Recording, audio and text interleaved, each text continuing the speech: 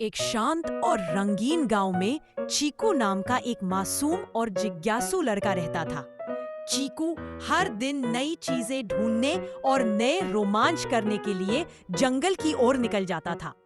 एक सुबह वह जंगल के पुराने रास्ते पर चल रहा था कि उसे एक पेड़ के नीचे एक अजीब सी चमचमाती टोपी दिखाई दी। टोपी ऐसी लग रही थी जैसे किसी जादूगर ने उसे वहां गलती से छोड़ दिया हो।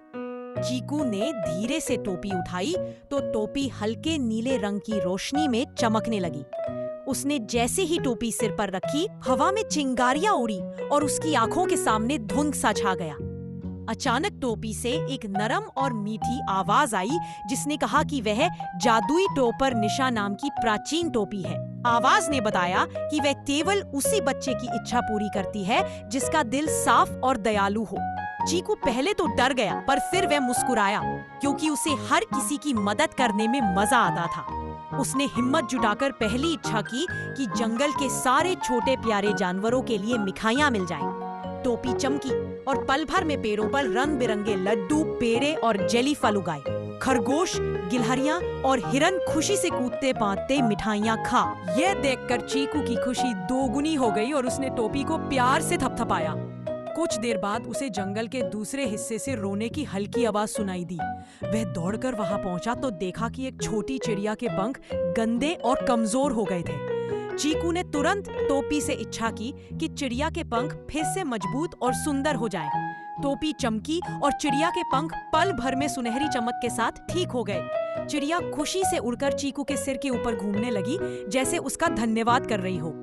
चीकू आगे बढ़ा तो उसने देखा कि नदी का पानी बहुत कम हुआ गया है और मछलियां किनारे पर तड़प रही हैं। इस बार उसने इच्छा की कि नदी फिर से साफ, ठंडी और गहरी हो जाए ताकि मछलियां सुरक्षित रहे। टोपी ने आसमान में एक चमकीला गोला छोड़ा और कुछ ही सेकंड में नदी ढेर सारे पानी से भर गई। मछलियां झरने की तरह फुदकते हुए पानी में वापस चली गई। चीकू को अपने ऊपर बहुत गर्व महसूस हुआ कि उसने इतने जीवों की मदद कर ली। शाम होने लगी थी और उसे घर लौटना था, लेकिन अचानक जंगल में अजीब सी हलचल हुई। पेड़ों के बीच से काला धुआं उठने लगा और हवा में डरावनी आवाजें आने लगी। चीकू घबरा गया, लेकिन उसने टोपी को मजबूती से पकड़ा क्योंकि वह जानता था कि टोपी उसका साथ देगी। कुछ दूर उसे एक पथरीला मैदान दिखा जहाँ एक बूढ़ा जादूगर अपनी टूटी छड़ी लेकर परेशान खड़ा था। जादूगर ने बताया कि उसकी जादुई छड़ी टूट जाने के कारण अंधेरा फैलने लगा है। चीकू ने बिना सोचे टोपी से इच्छा की कि जादूगर की छड़ी फिर से ठीक और शक्तिशाली हो जाए। टोपी ने एक तेज चमक छोड़ी और तुरंत जादूगर की छड़ी नई सी चमक उठी। जादूगर ने मुस्कुराते हुए टोपी की ओर झुककर धन्यवाद कहा और हाथ घुमाते ही सारे काले बादल गायब कर दिए। जंगल फिर से रोशनी, खुशबू और चहचहाट से भर गया।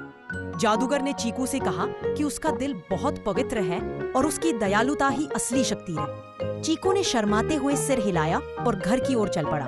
रास्ते में टोपी ने उसे बताया कि जादू किसी एक व्यक्ति की चीज नहीं होता, बल्कि उन सभी का होता है जो भलाई करते हैं। घर पहुंचते पहुंचते सितारों ने आसमान को चमकीला बना दिया और हवा में हल्की संगीत सी धुन चल रही थी। चीकू ने टोपी उतारी, उसे प्यार से सहलाया और अपनी अलमारी में सुरक्षित रख दिया। उसने तय किया कि वह हर जरूरतमंद की मदद करने के लिए टोपी का जादू तभी इस्तेमाल करेगा जब दिल से सच्ची भलाई की चाह होगी। और उस रात चीकू मुस्कुराते हुए सो गया क्योंकि उसे पता था कि उसके सिर पर सिर्फ टोपी नहीं, बल्कि जादू से भरा दिल भी है।